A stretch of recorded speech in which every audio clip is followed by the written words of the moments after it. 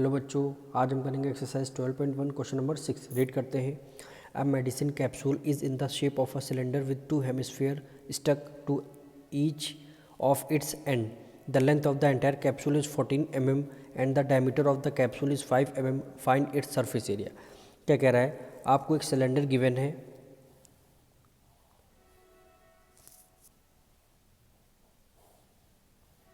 ये आपका सिलेंडर हो गया। उसके दोनों एंड पे क्या है? हेमिस्फीयर है। दोनों एंड में दोनों तरफ क्या है? हेमिस्फीयर है, जिसकी लेंथ कैप्सूल की कितनी लेंथ है? 14 mm। यानी कैप्सूल की पूरी लेंथ कितनी है? 14 हो गई। और ये क्या कह रहा है? And the diameter of the capsule is 5 mm। ये कैप्सूल है, इसकी डायमीटर कितनी होगी? 5 mm। यानी डायमीटर क्या होगी? 5 mm हो जाएगी। और रेडियस क्या हो जाएगी? 5/2 हो जाएगी। तो यानी 2.5 हमारा आंसर आएगा। यानी रेडियस क्या हो जाएगी इसकी? 2.5। अब आप देखिए, सबसे पहले लिखेंगे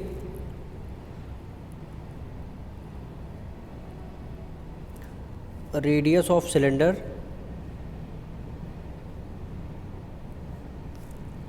and hemisphere.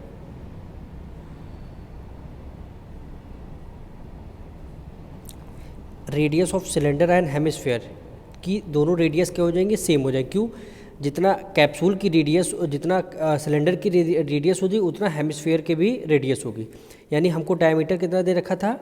5। Diameter of the capsule is 5 दे रखा था। तो वह रेडियस कैसे निकलता है? d/2।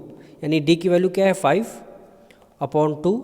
5/2 को कैंसिल डिवाइड करेंगे तो 2.5 इसका आंसर आएगा। यानी 2.5 रेडियस इधर भी और 2.5 रेडियस उधर भी। ठीक है। और लेंथ ऑफ सिलेंडर हमें निकालना है। लेंथ ऑफ सिलेंडर हमें निकालना है। तो हमारी लेंथ कितनी हो जाएगी? देखिए, 2.5 इधर भी है, 2.5 इधर भी है। 2.5 ऐड करेंगे 5 होगा, और 14 में से 5 माइनस कर देंगे तो हमारा आंसर क्या आ जाएगा? 9 आ जाएगा। ये 9 इसकी सिलेंडर की लेंथ आ गई, यानी वही हाइट। तो यहाँ पे length of cylinder total height कितनी थी? 14 में से 2.5 इधर से माइनस करेंगे, 2.5 इधर से माइनस, यानी 2.5 ऐड कर लिया, 5 हो गया।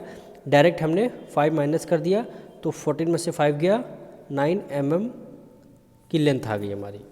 अब हमें क्या निकालना है? सरफेस एरिया निकालना है। इसका टोटल सरफेस एरिया यानी निकालना है।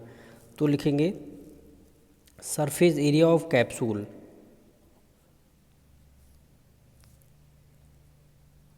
सरफेस एरिया ऑफ कैप्सूल निकालना है। सबसे पहले हम curved surface area of cylinder निकालेंगे, यानी curved surface area of cylinder का कव्ड सरफेस एरिया प्लस 2। हमारे पास 2 हेमिस्फीयर है ना, तो 2 मल्टीप्लाई कर देंगे, यानी curved surface area of hemisphere हम 2 से मल्टीप्लाई की इसलिए कर रहे हैं क्योंकि हमारे पास 2 हेमिस्फीयर है, इसलिए 1 निकालेंगे और 2 से हम मल्टीप्लाई कर देंगे तो हमारे 2 हेमिस्फीयर का एरिया निकल के आएगा। अब curved surface area of cylinder कितना होता है? 2πr/h प्लस कर देंगे, 2 है 2 multiply curved surface area of hemisphere 2πr²। अब इसमें से देखिए कॉमन क्या है? यहाँ पे कॉमन है 2πr, यहाँ भी है, ये देखिए इतने में, और यहाँ भी है 2πr। तो हम कॉमन ले लेंगे, यानी 2πr। यहाँ क्या बचेगा? h बचेगा, प्लस है, प्लस का साइन लगा गया। 2πr यहाँ कॉमन दे दिए, यहाँ क्या बचा? केवल 2 बचा, और r² है, r² एक बाहर है तो एक क्या बचता है? केवल अंदर आएगा।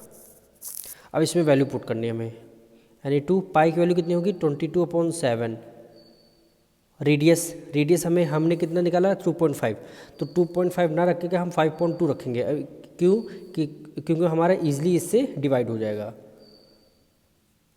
हाइट कितनी आ गई? सिलेंडर की हाइट कितनी है? 9 + 2। रेडियस कितनी है? रेडियस हम 5.2 ही रख रहे हैं, 5/2। अब देखिए 2 से 2 आपका ये कैंसिल, 5 की मल्टीप्लाई 22 को 5 से मल्टीप्लाई करेंगे, यानी 5 2 10, 5 2 10 एक 11/7 आया। फिर लगाया 9 + 2 से 2 आपका कैंसिल, यानी 2 वन जा 5 वन जा 5 हो गया केवल। तो यहाँ पे 110/7 मल्टीप्लाई 9 + 5 कितना हो गया 14, 7 वन जा 7, 7 2 जा 14, 110 11 2 जा कितना हो गया 22, और ये लास्ट में एक 0 है। यूनिट किस में आ जाएगी, कैप्सूल हमारा मिलीमीटर में दे रखा है, तो हमारा आंसर क्या आएगा मिलीमीटर स्क्वायर, ये हमारा आंसर होगा। अब मिलते हैं नेक्स्ट वीडियो में।